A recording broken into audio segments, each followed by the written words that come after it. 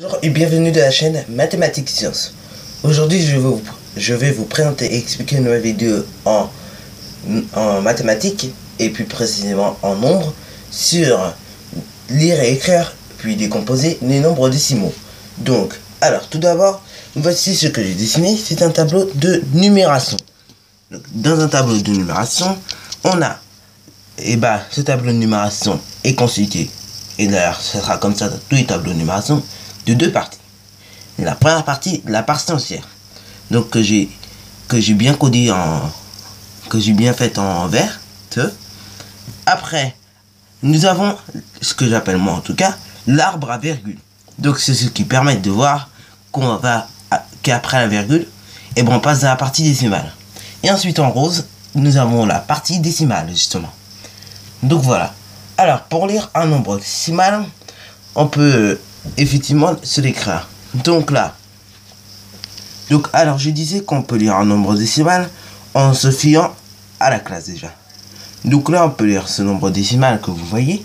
Donc le premier nombre décimal, 195 milliards, virgule, 1603. Donc là, pour lire après la virgule, on ne suit pas, on fait comme d'habitude. Bon, voilà. Donc, après, il existe aussi des cas un peu plus compliqués. Non.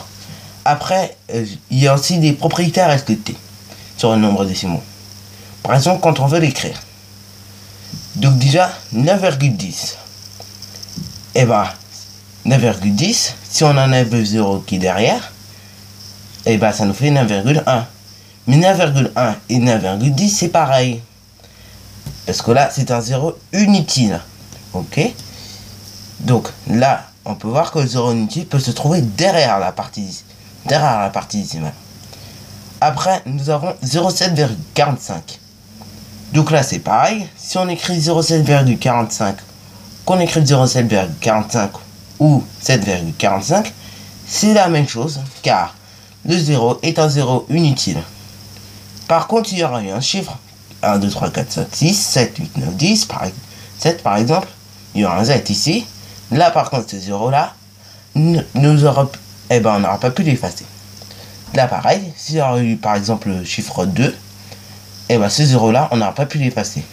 Et du coup, il ne serait pas inutile. Aussi bien là que là. Voilà. Bon, maintenant, un nombre décimal peut se décomposer de plusieurs façons. Donc, maintenant, je vais vous montrer les différentes décompositions d'un nombre.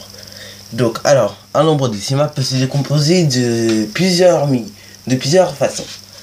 Alors, donc, premier nombre décimal, on va mettre 3,04. 3,04. Donc, voilà. Donc 3,04. Donc le nombre 3,04 peut se décomposer de cette manière-là. Donc 3,04 est égal à,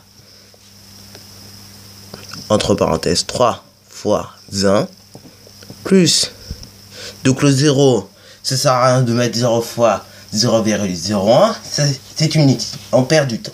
Dans ce cas-là, on peut directement passer au 4, donc ça nous donne du coup, entre parenthèses, 4 fois 0,01. Et voilà. Donc là, c'est la première manière de décomposer un nombre décimal. Bon, je fais un petit rappel aussi.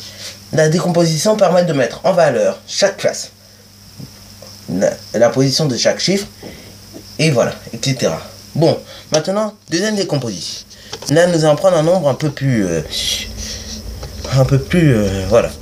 complexe, on va dire. Donc je vais prendre par exemple, donc je vais prendre 9,4503. Donc alors ce nombre là, 9,4503,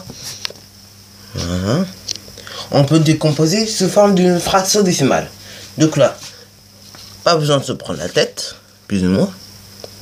On écrit directement 9,4503 est égal à 94 000 plutôt 503 sur 10 000. Pourquoi 10 000? Parce qu'on a dit 10 millièmes. parce que le 3 fait partie des 10 millièmes. Et pourquoi 94? Parce qu'on réécrit tout simplement ce nombre-là. Sauf que bah, cette fois-ci, il n'y a pas de virgule. Bon, maintenant, je vais vous montrer encore une autre manière qu'on peut pour décomposer un nombre décimal. Donc là, je vais prendre 11,502. Donc voilà, 11,502. On peut aussi le décomposer comme ceci. Alors, 11 plus 502 millièmes. C'est pour ça qu'on va mettre 1000. Voilà.